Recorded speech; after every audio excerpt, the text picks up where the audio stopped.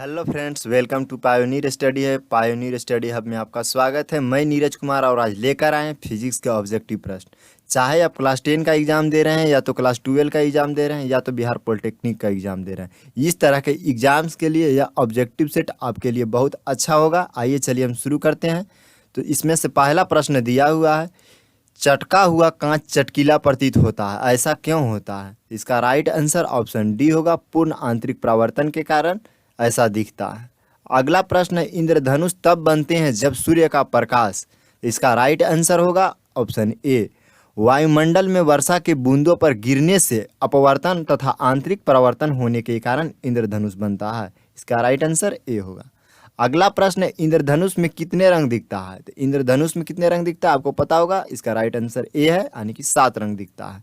अगला प्रश्न है यहाँ पे, प्रकाशीय फाइबर किस सिद्धांत पर कार्य करता है? तो प्रकाशीय फाइबर जो है ऑप्शन डी इसका राइट आंसर होगा, पूर्ण आंतरिक परावर्तन पर कार्य करता है। अगला प्रश्न है, संबंधित मध्य युग्म के क्रांतिक कोण से अधिक आपतन कोण का सघन से विरल माध्यम की ओर जाने वाली प्रकाश किरण क्या करती है? तो इसका जो होता है, इसका राइट आंसर ऑप्शन बी होगा, समग्र आंतरिक परावर्तन होता है। अगला प्रश्न है यहाँ पे, निम्नलिखित कथनों पर विचार कीजिए, यानी कि कौन सा कथन इसमें सही है।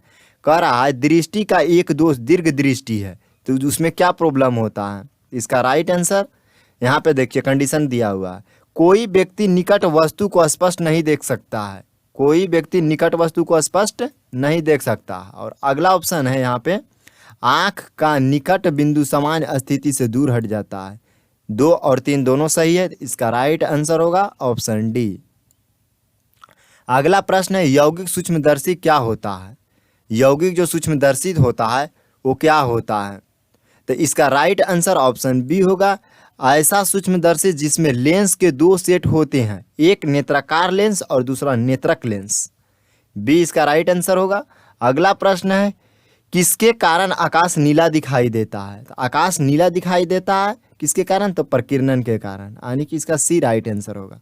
अगला प्रश्न है, जब प्रकाश किरण एक माध्यम से दूसरे माध्यम में जाता है तो इसकी क्या होता है?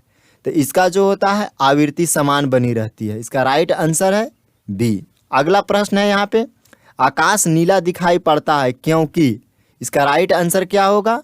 ऑप्शन ए होगा, नीले प्रकाश का प्रकीर्णन सबसे अधिक होता है। अगला प्रश्न है प्रश्न संख्या 11।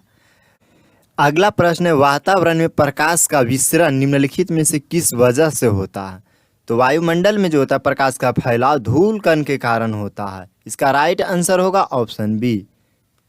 अगला प्रश्न दिया हुआ है, चंद्र सतह पर एक प्रेक्षक को दिन के समय आकाश कैसा दिखाई देता है? तो इसका राइट आंसर होगा डी, काला दिखाई प्रतीत होता है। अगला प्रश्न दिया हुआ है, एक गोलाकार वायु का बुलबुला किसी कांच के टुकड़े के अंतः स्थापित है, उस बुलबुले से गुजरती हुई प्रकाश के किरणें कैसा व्यवहार करता है? तो इसका राइट आंसर होगा ऑप्शन बी, अपसारी लेंस की तरह व्यवहार करता है।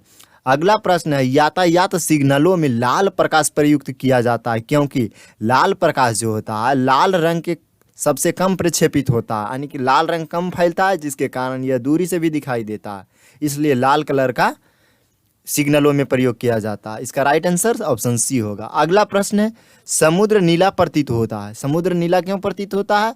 तो आकाश के परावर्तन तथा जल के कणों के प्रकीर्णन के कारण होता है। इसका राइट आंसर होगा ऑप्शन बी। अगला प्रश्न है यहाँ पे, सूर्योदय और सूर्यास्त के समय वायुमंडल में लालिमा किस कारण छा जाता है? तो इसका राइट आंसर होगा ऑप्शन डी, प्रकाश के प्रकीर्णन के कारण ऐसा होता है। अगला प्रश्न है, इंद्रधनुष के किस रंग का विक्षेपण अधिक होता है? किसके कारण अधिक होता है? तो इसका राइट आंसर ऑप्शन बी होगा, यानी कि पीला कलर का सबसे अधिक होता है। अगला प्रश्न है, तारे आकाश में वास्तविक में जितनी ऊंचाई पर होता है उससे अधिक ऊंचाई पर प्रतीत होती है, इसकी व्याख्या किससे की जाती है? इसका राइट आंसर होगा ऑप्शन ए, वायुमंडलीय अपवर्तन के कारण होता है। अगला प्रश्न है, सूखा बालू चमकीला क्यों दिखाई देता है जबकि गीला बालू दुधितिहीन होता है? इसका राइट आंसर होगा ऑप्शन बी, इसका कारण परावर्तन होता है। अगला प्रश्न है, पेरिस्कोप बनाने के लिए निम्नलिखित में से कौन सा प्रयुक्त किया जाता है? पेरिस्कोप बनाने के लिए समतल दर्पण का प्रयोग किया जाता है। ऑप्शन सी इसका राइट आंसर है। यदि आपको यह सेट अच्छा लगा है तो आप इस चैनल को सब्सक्राइब कर लीजिए ताकि आपको नोटिफिकेशन मिलता रहेगा। आपको पता होना चाहिए कि लाइव क्लास हम सुबह 5 बजे लाते हैं। और यदि आपको यूट्यूब लिंक पे पहुंचना है तो यहाँ पे दिया हुआ लिंक है, आप इसको क्लिक करके यूट्यूब चैनल तक पहुंच सकते हैं। यदि आपको सर्च करना है तो सर्च बॉक्स में लिख सकते हैं पायोनियर स्टडी हब। और हम आगे आपको बता दें, यहाँ पे टेलीग्राम पे भी वीडियो प्रोवाइड किया जाता है। आप यहाँ पे क्लिक करके टेलीग्राम पे भी सर्च कर सकते हैं।